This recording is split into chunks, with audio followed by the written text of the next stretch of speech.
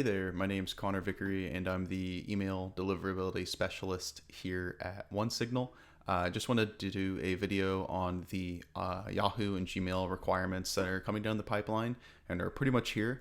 The kind of announcement date for when these are supposed to actually come into play is February, but I've also actually seen some people posting threads where they're actually getting bounces from Gmail on some of these DMARC requirements already. So it's important to go ahead and get ready for these now, sooner than later.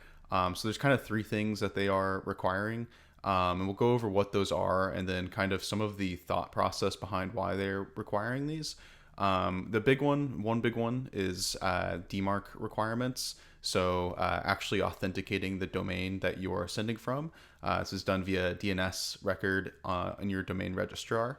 And this is something you can do just on your root domain or your top level domain. You don't have to do this on every subdomain that you're using on top of that. So for instance, if you have like a mail.domain.com that you're using to send your transactional mail, and then you have a marketing.domain.com that you use to send your marketing mail, if you're separating your mail streams like that via subdomain, you can just put it on the primary domain or the root domain, domain.com, and the DMARC record will actually roll up to those other subdomains. So it's just something you have to put at that root level. And you can right now put just a p equals none record on there. So basically that just means that inbox won't take action if they see that someone is trying to send mail using your domain and they're trying to spoof your domain and it's not authenticated via DKIM. They won't do anything with the mail. Most providers will respect that p equals none. However, providers are saying that this is just the beginning, and there's a possibility that they will require a p equals reject or quarantine sometime in the future. So the thought there is that you should start out with a p equals none and then monitor for failures to see if there are any places where your mail is being sent where it's not authenticated, or if anyone is sending mail using your domain that is not authenticated. So using that p equals none to actually monitor your mail and see if all of your mail is meeting the authentication requirements there. And then you can move your domain to a p equals reject or quarantine later on once you know your mail is all authenticated. Adding a reject or quarantine record really does make your mail a lot more secure when it comes to deliverability. So the thoughts on all of these requirements are really just enforcing best practices that have been around for a long time, and now they're becoming required. Again, this is Gmail and Yahoo, who are some of the biggest inbox providers, so it's super important to do this when you can. The second requirement is a one-click unsubscribe. So this is actually something OneSignal is building into our platform, or we have built into our platform now as of recently, to meet up with these requirements.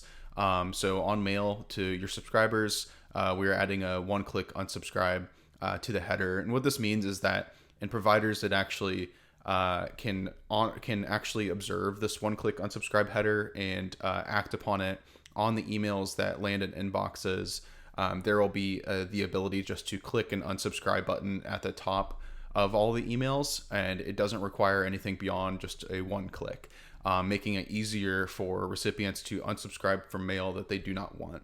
I've heard pushback in the past when I've suggested this to senders who might be having issues with complaints, is to put your unsubscribe button higher up in the email, make the unsubscribe more obvious. So this is a best practice, and some people ask, well, why would I want more people unsubscribing from my mail? Why would I want to make it easier for my subscribers to unsubscribe from my mail? And well, you'd rather them unsubscribe from your emails than go and report your mail as spam. If someone doesn't want your emails, then just let them unsubscribe. Make it easy for them to opt out of those emails and not get them anymore. You don't want to hold someone's email address hostage and really keep sending them emails if they really don't want those. And so it's better for them to have an easy way to opt out of the mail versus them getting frustrated with continuing to get emails and reporting your mail as spam instead. Speaking of spam complaints, that brings us to our third requirement, which is inbox providers are becoming a bit more explicit about complaint rates and keeping those low. That's always been a thing. You should always keep your complaint rates low. Those do affect your email sending reputation, but they're being a bit more explicit about what those requirements are. One of the numbers that's being thrown around is 0.03% on complaints. If you are going over that, then you're probably going to start having reputation issues. That's kind of like the public facing number. Really, you want to keep it even lower than that, at below 0.01%. Complaint rate is really ideal to keep it below that. If you're getting things higher than that, I mean, it's kind of telling inbox providers that people really don't want your mail to the point where they're reporting it as spam, which often indicates that maybe they never opted into your mail, even if they have, or that you're requiring contacts in a place that you shouldn't be getting them. So you really want to keep those complaint rates low to show inbox providers that you're sending mail that recipients want, and keep in mind that your recipients as a sender are the customers of the inbox providers. So if the inbox providers are trying to curate the best customer experience possible, they're going to try to keep those complaint rates low. And so what they do is they put that responsibility onto the senders to make sure that we are keeping our complaints low. So we have to look at our complaint rates as we send mail and make sure that those remain on the low end of things. Again, this is all just enforcing best practices that already exist and have existed for a long time. You should make it easy for recipients to unsubscribe from your emails. You should be trying to get a low complaint rate, and you should already be authenticating your mail. If you're not doing this already, that's okay. But it's definitely now time to start, because it's becoming more of a requirement. And ultimately, at the end of the day, I think all of this will help deliverability across the board for everybody, including the sender experience and the recipient experience. If it's easier to unsubscribe, there will be less complaints. If mail is authenticated, mail can be more trustworthy by recipients. So I think this is all important. These are all important changes that are happening. And just it's good to abide by these, even if you're kind of scared of the fact that these are being required. Just keep in mind that this is helping an overall healthier email ecosystem. If you have any questions, you can always reach out to us. We're here to help talk through any of these things.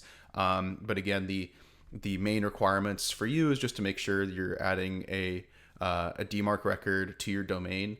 So you can go to your domain registrar to add that. The one-click unsubscribe we are taking care of for you if you're using the OneSignal platform, and then monitoring your complaint rates. So one way you can do that is by going to your email reputation page in your email settings in OneSignal, and you can view what your complaint percentage is there.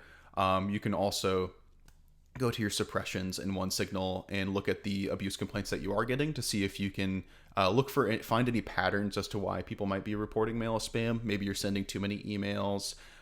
Maybe people already unsubscribed and you're accidentally sending to them again. Just make sure you're not sending to people that have already unsubscribed in the past, whether you're moving from another platform where people unsubscribed and you accidentally brought those over as active contacts into OneSignal. Just want to make sure that you are sending mail that is timely, relevant, and expected by the recipient.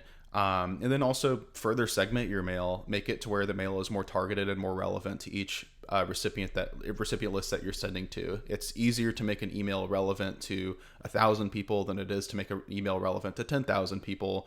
And that, the more micro you can get about that, the lower your complaint rate will be.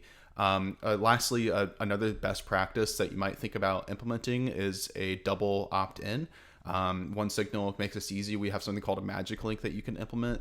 And basically what this is when you get someone's email address, they sign up to receive emails from you, you send them an email asking if it's okay to continue to send them emails, to send them future emails, and then they confirm that it's okay. So it's a confirmed or double opt-in.